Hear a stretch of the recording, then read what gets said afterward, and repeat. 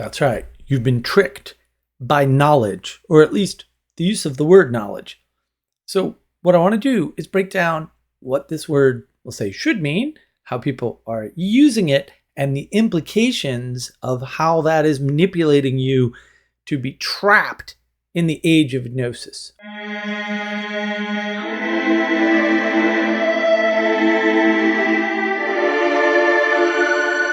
So first of all, let's define the Age of Gnosis, which I know I have done elsewhere, but not, I'll say, strictly in one video in one place. So I shall do it here now. The Age of Gnosis is my replacement for silly terms like modernity, which, in case you haven't already realized it, and fair enough, a lot of people haven't, is a bogus term. I have that video here. And it's designed to be accurate and precise as to what has happened and why. Roughly speaking, what has happened is we now value this thing we're calling knowledge, which isn't, we're going to get into that, as the highest value, and the only representation of this thing called knowledge seems to be propositions, in other words, words. So we're living in an age where words are the highest value. Now, we've relabeled these propositions, mere words, to be knowledge.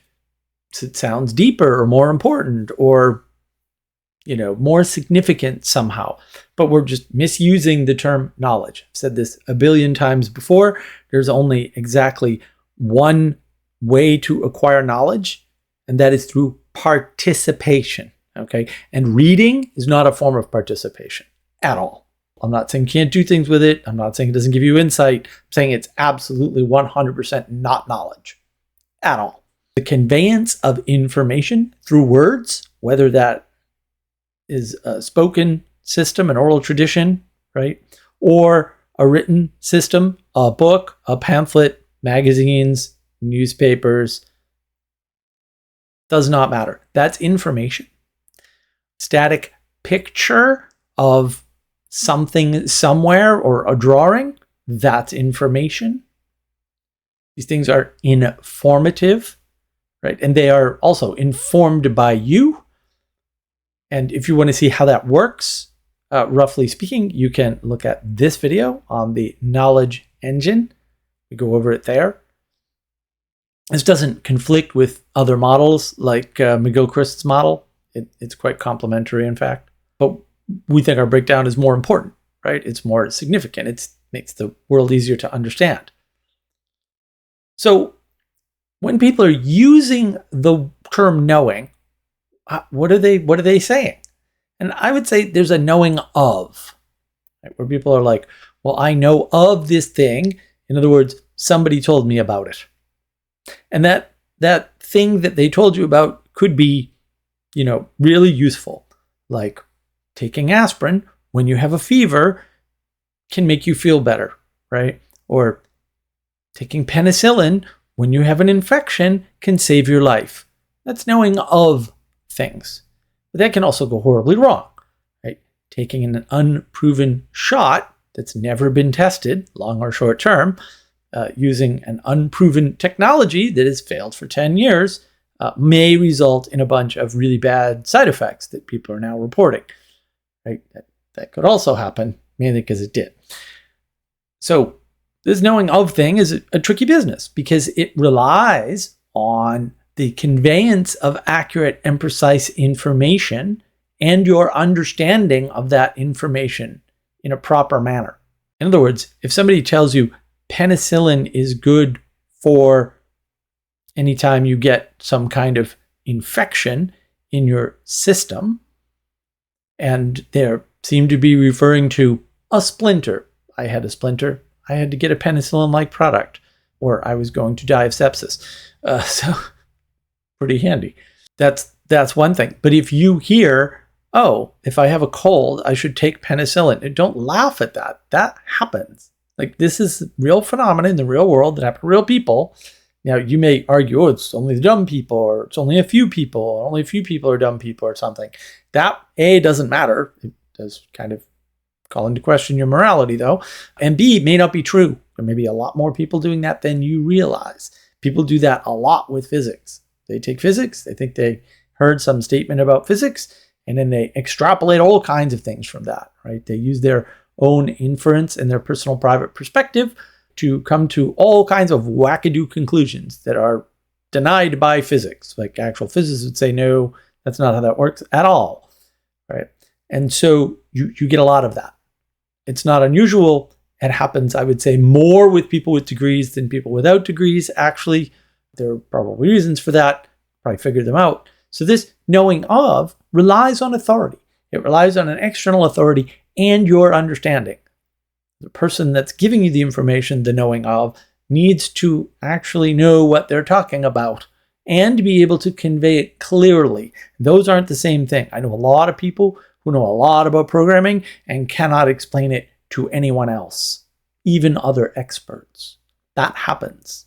That happens in every field I've ever seen.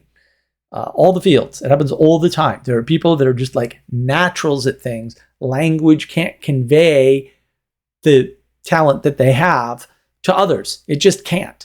And maybe that's their failure, or maybe just the talent only ever comes through participation. I don't know.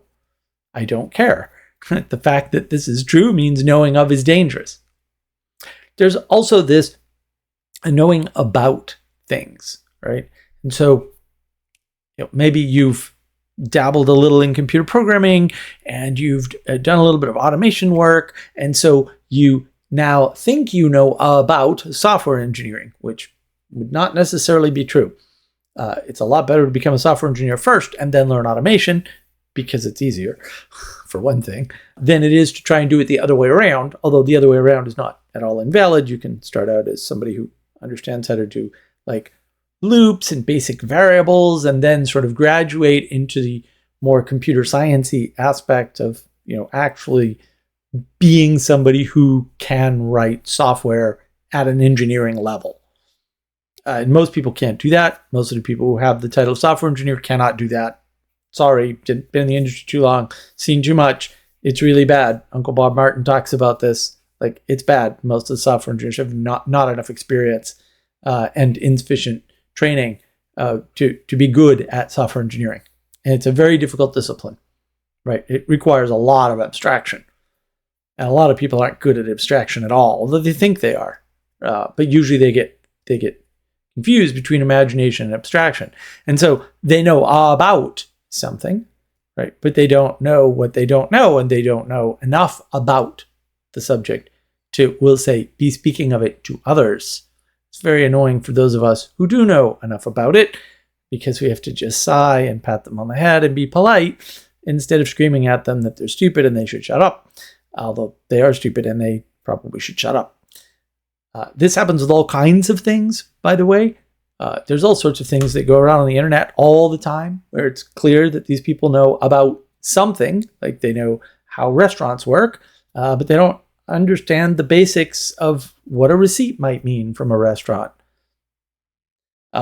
They don't understand how guns work. Maybe they've shot a pistol and then they're talking about rifles. It's kind of, about it, but you know what you're talking about when you're talking about a related or similar subject?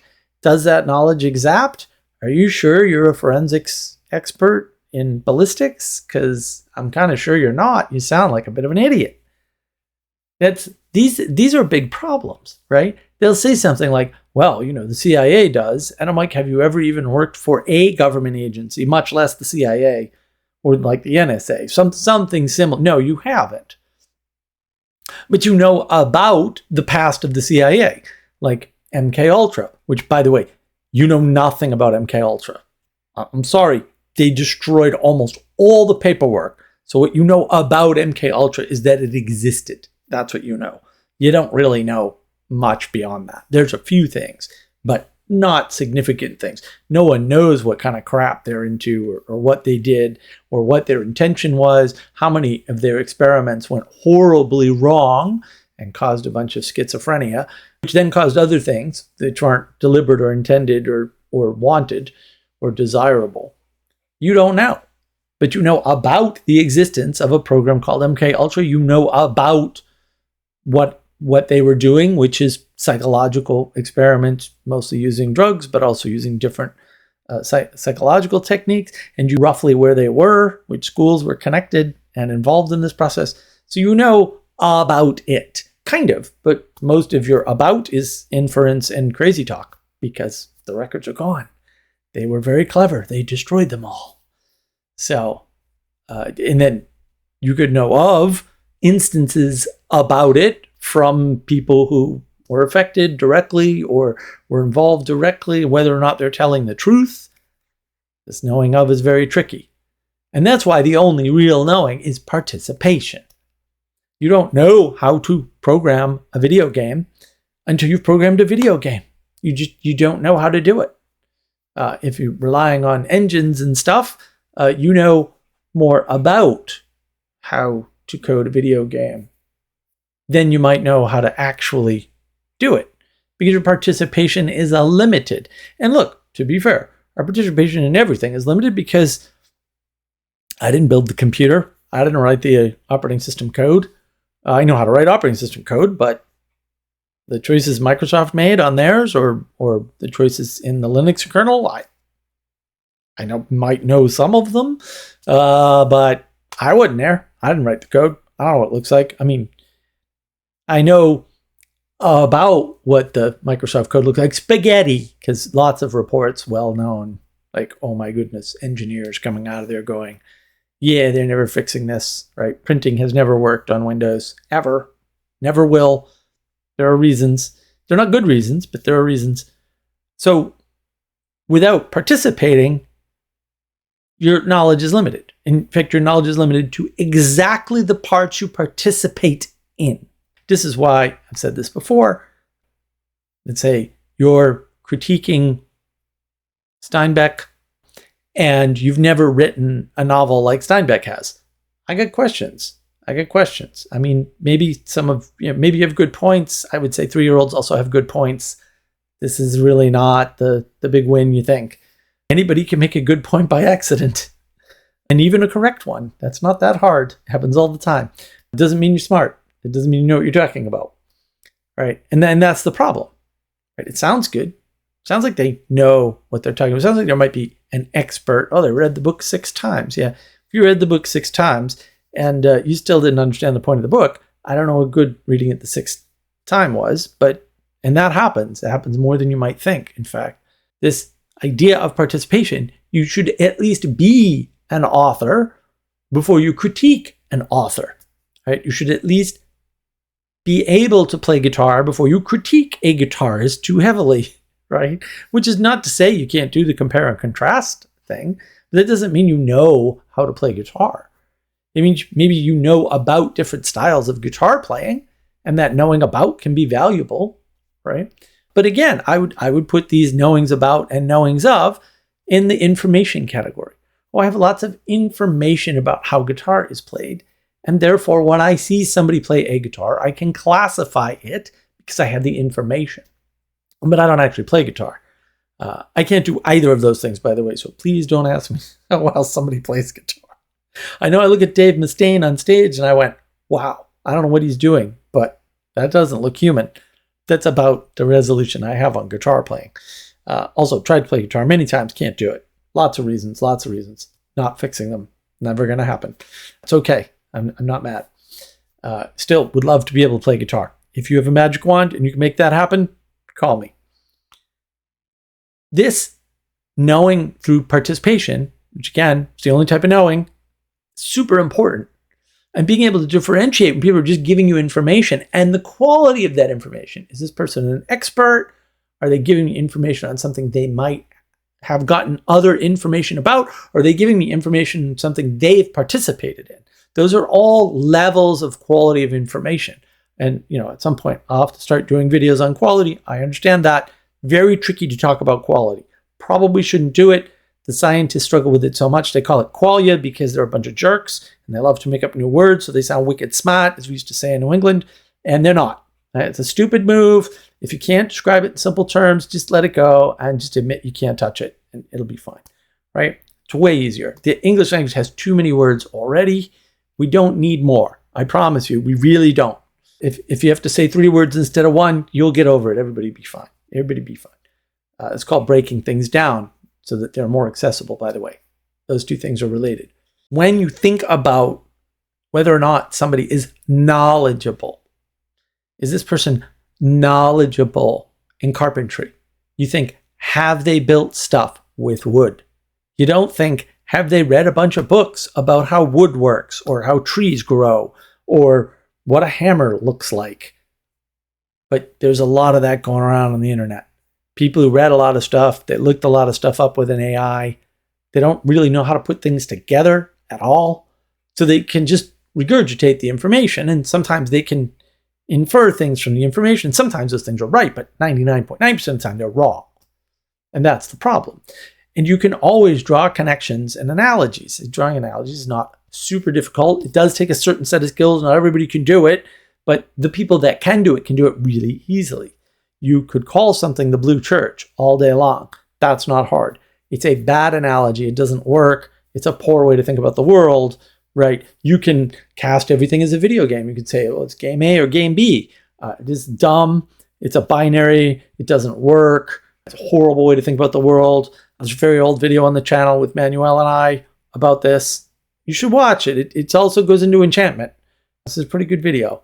This is probably the video we put the most work on the whole channel. It's a very detailed video. And that's one of those things where you can see where people are fooling you by claiming knowledge, which they do not have, because they did not participate. And they're drawing analogies or making up words or terms or phrases, right, to describe something that, there's a thing there to describe for sure, but are they using a proper description? And in the age of Gnosis, where propositions are the highest value because they're the highest representation of knowledge because they're fully transportable or something, which is also false, by the way, it behooves you, it is to your advantage to go ahead and make up a new word and sound like you have knowledge that came from nowhere, that other people haven't heard. Oh, you haven't heard this knowledge. This knowledge is important. And again, all they're doing is giving you information, and maybe they're naming something very real and important, but they're misnaming it. And so it's not placed in the world properly. You can't connect it to things correctly. Now, you can make a bunch of connections. I mean, look, you can blame the lizard people for anything. You can blame them for the crash of the economy, for why politicians do things that will destroy their own political party and political career. You can blame them for, transmitting signals into the minds of people that are then killing people or, shooting at people or whatever. Like, it's an easy thing. Like, I love me some Ancient Aliens. I think it's great, right? Because they always do.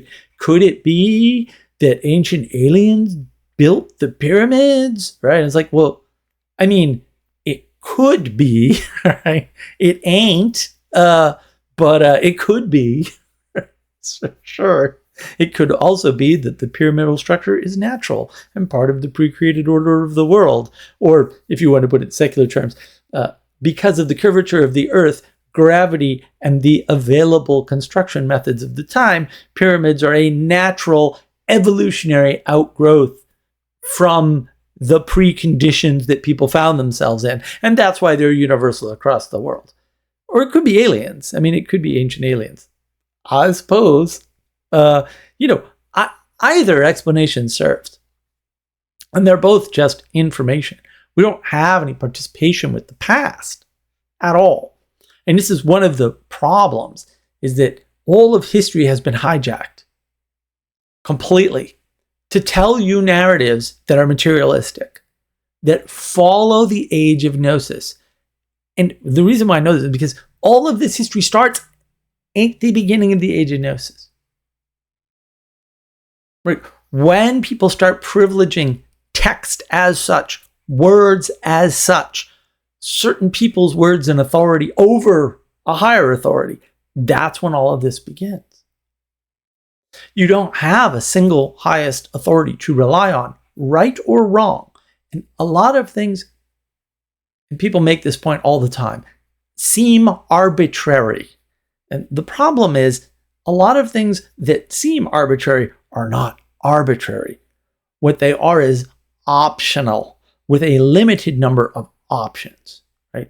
And so you can say that pizza is an arbitrary food product because there are a bunch of different toppings, and the number of combinations of toppings is combinatorially explosive.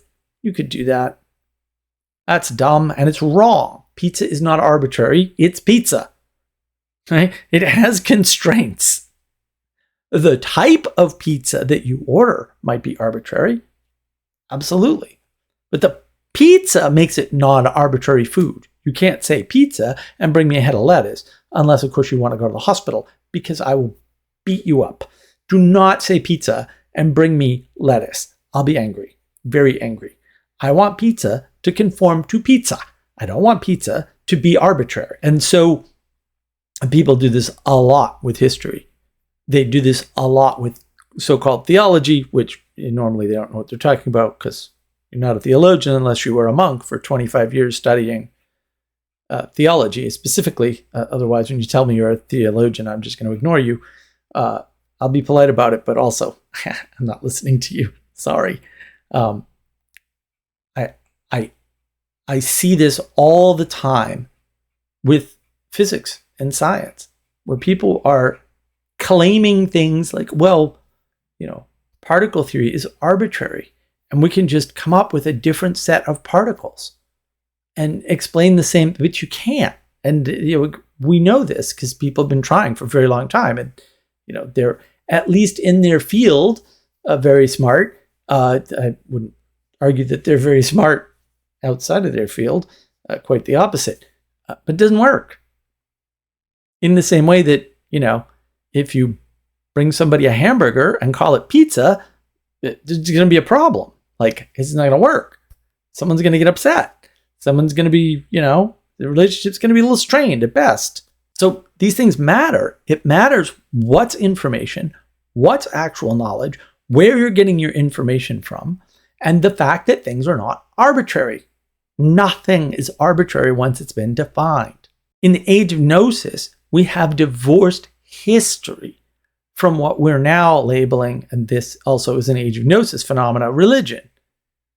But you can't do that, because the reason why people do everything, including war, by the way, is about belief.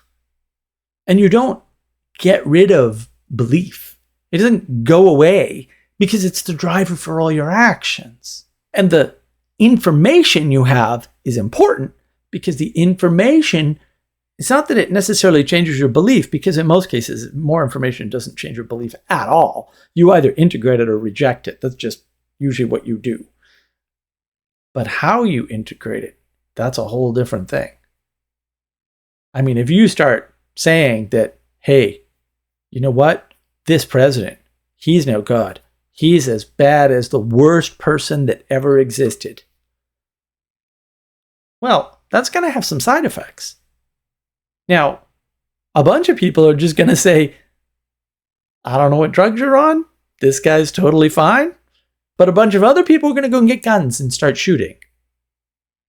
And so the information's super important, especially when it's conveyed as knowledge. But you're going to interpret that information however you want. Right? And you're going to end up on the wrong side of a bunch of issues. Because you kind of have to. But you have to know what information is relevant. The only way you know anything is through participation. If you're not participating in things, you can't put the world together. Everything fractures. It splinters. It splits apart. All because we live in this age of gnosis. And the more you talk to somebody, it doesn't matter who it is. It could be your best friend. It could be your spouse. It could be your parents. It makes no difference. If you talk to them long enough, you will find things that you disagree on. If knowledge, so-called, is important to you, it's the highest value in the age of gnosis, then that's going to become a problem for your relationship. The reason why we can't talk to and hear people we disagree with is because we're living in the Age of Gnosis. Which is not to say that being able to talk to anybody is a plus, because, again, allowing bad information to get out is not good for listeners. You have to be careful what information, people call this platforming. I don't know why, it's a much more fundamental issue here, but fair enough, it's close enough, I guess. It matters who and what you platform, whose ideas you platform, and what ideas you platform. Not for the reasons that people tell you, not because if somebody comes out and says phrenology works and here's the data. There might be data like that, by the way. That people are going to necessarily believe that, and that's going to shape how they believe. But, and some people have noticed this, if you have preconceived beliefs, that's a different story. You're going to use that information to boost that belief. And when you boost that belief enough, you're going to take action. And that action might not be good. So if you tell people, oh, the release of the JFK files proves that the CIA did X or Y, and suddenly they want blood from the CIA, well, it's a little late, guys. That's not good. I mean, this is not. There's no upside there, right? We're not making anything better. The forbidden knowledge is better because people can't interpret knowledge they don't have, or information, to be fair, into their worldview. Like if you're kept from something, you can't integrate it. And there's a lot of evidence for this being a very dangerous thing to do. So there was it still is, to the best of my knowledge, but certainly in the 2000s and 2010s and stuff, a lot of situations, and this is going back into the 90s for sure as well, where psychologists would, implant memories into people, because it's a very easy thing to do, as it turns out. And no one wants to believe that. No one wants to believe they're susceptible, but you kind of are. Sorry. It's a human thing. It's a human universal, actually. Our memories are very fungible. And, in some cases, maybe the information's even not implanted, but was dredged up from wherever. But that doesn't always result in a positive. It often results in a negative, right? And these sort of convenient fictions, if you will, or maybe you could use the Platonic term, the noble lie, sometimes is what holds things together. And ignorance is, universally, it's strange for people to know this, ignorance is universally one of the most powerful factors in getting things done. If you start reading biographies from successful people, or autobiographies, or whatever, what you're going to find is that they said, well, I didn't know it wasn't possible. I had a very good friend. She worked at Polar. She's a brilliant engineer. Also drop dead gorgeous. Double plus. And she after, Polaroid got half destroyed, we'll call it, she went to work for a different part of Polaroid. She was originally building the machines that made film. And she goes into the camera division, basically. And they were having a problem with certain pictures. They were trying to do ID systems for African countries. And it's very hard to get accurate facial features off of dark skin in general, especially really dark skin. And a lot of the African nations, they have really dark skin. And so they're having a big problem getting the ID system to work. And she wasn't trained in optics or color theory or any of that stuff. And so she tried something that all of the engineers basically knew would not work, but it did work. And once she got it working, she saved the project, right? Pure ignorance is what allowed for the breakthrough. And most scientific breakthroughs are pure ignorance, right? They set up an experiment, they're looking for something specific, and something strange happens, and they go, what is that? I don't understand that. Look up Rutherford's model of the atom and where that came from, for example. And they're like, I don't understand that. I should go investigate it. That's good science. Something happened in a controlled environment. You were looking for something specific and something weird happened, and you decided, hey, I want to figure out what that weird thing is. Yeah, almost all the great scientific breakthroughs, That's how they happen. It's the ignorance that drives things, not the information, and certainly not the knowledge. The knowledge, the participation, it's how you extract the information about the thing. And one way you can codify or proceduralize that, because it's not just a propositional tyranny in the Age of Gnosis, it's also procedural tyranny, because what else can you do with propositions? You can make procedures. Yay! Procedures are very helpful. I'm really good at them. Also, better be more to life than that. So what happens is, in science, you proceduralize the validation of your results by having your experiment repeatable by someone who's not you, and therefore has a different set of biases, hopefully, in many cases, right? And therefore, once they've done the reproduction, and this is where it falls down, right? This is the replication crisis. Once they've done the reproduction of your experiment, now it's science. Now it's an actual hypothesis. Before that, it's a hypothesis, but nobody's validated it. So who knows if any of it happened the way they say it did, or the way the white paper outlines. No one's aware of this. That information isn't available. Right? So you can proceduralize this participation to get to knowing. So if I do an experiment and then somebody else does the experiment, we both know, because we did the experiment, because it's been proceduralized, the thing. Everybody else is informed about the thing, and maybe they go, oh, these two prominent guys who we know are really careful because we've met them and we've talked to them, and they're super precise in their language, and their labs are spotless, and they take a lot of time to make sure their labs are in good order and that they're following all of these procedures. They independently came to this conclusion using the same procedure.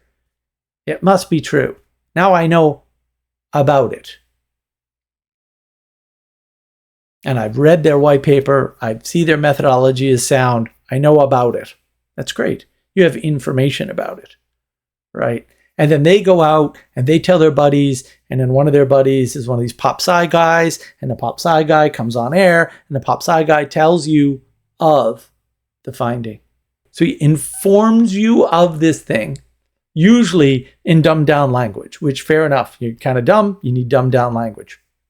And again, and the scientists are using jargon anyway, so you don't want to use their language.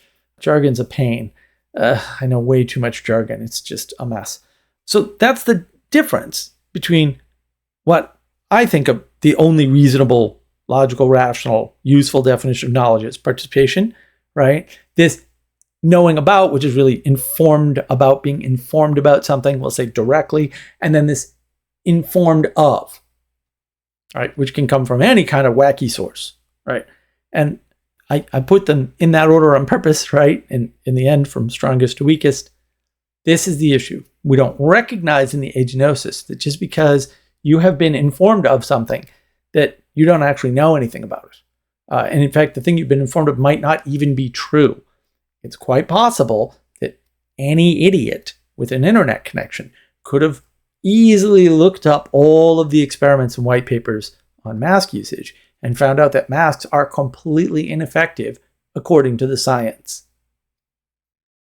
That's quite possible. I mean, I did it, so I suspect other people could have done it too. But you were informed of the usefulness of masks. And many people who were in a position to know, and apparently didn't know, because they weren't even informed about it, because they didn't bother to read the damn papers, told you that you were right, that masks are effective and we need them. Okay? And you believed them because they wore a white coat and they had a degree. And I didn't believe them because I looked at the source material and it said what it said, and it's not that hard. The question is, do we believe people who don't even bother to look up their own work using their own system that they claim is the right answer or the path to the truth or whatever wacky claim they're making this week? My answer is you put them in jail, but I'm not in charge of anything right now. If that changes, I'll let you know. Also, they'll all be in jail because that's important. Not believing this on your own, but certainly transmitting it via media, yeah, that's a problem. You should not transmit information you're unsure of over a medium. unless you say, this is my opinion, this is an idea I have no idea if it's right. Like, a lot of caveats, right? You certainly don't tell people to do things like socially distance or wear masks when there's a bunch of evidence from your own discipline that says that's nonsense, right? And so this idea of knowledge is important to untangle, and it's important to understand what's going on, and that they're really just giving you information, and the quality of that information varies quite a bit. And there are tricks. There are ways to know if it's good information or bad information, or how good or how bad the information is. So hopefully you found this helpful. I know I'm covering more in these videos and trying to tie together a lot of things, but such are our times. If they're confusing, I'm trying to put more stuff together so that it's less confusing. Of course, you can just watch the whole channel.